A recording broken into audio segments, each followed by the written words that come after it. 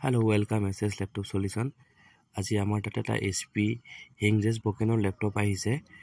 তো এটো সাক ল্যাপটপটো কেনেকৈ দুই টুকুৰা হৈ গৈছে এটো প্ৰবলেমটো এই কাৰণে হয় যোনটো Hingesৰ যোনটো এটা মানে কবজাত হে কবজাটো টাইট হৈ যায় টাইট হোৱাৰ কাৰণে এটো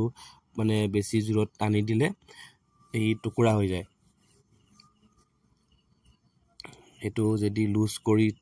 দিয়া হয় তেতিয়া ভালকে থাকে চলি থাকে আৰু যে টাইট হৈ গলে হেটো ভাঙি যাব জোৰত হেৰি কৰিলে তো সক কেনেকৈ দুই টুকুৰা হৈ গৈছে যদি এনেকৈ ল্যাপটপৰ কিবা প্ৰবলেম থাকে আমাৰ লগত কন্টাক্ট কৰিব পাৰে আমি কম খৰচত আৰু অতি কম সময়ৰ ভিতৰতে আপোনালোকৰ ল্যাপটপটো ঠিক কৰি দিম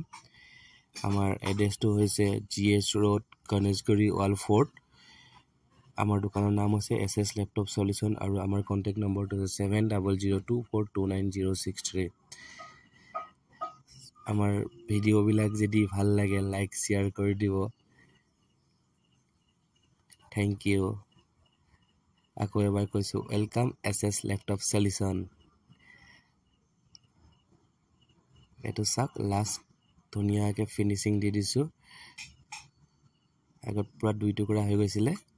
তো এটো একদম পুৰা বঢ়িয়াকে ফিনিশিং কৰি দিছো কাস্টমাৰ পুৰা স্যাটিসফাই হৈ গৈছে চাব পাৰে এটো এতিয়া আৰু প্ৰবলেম নাহে আৰু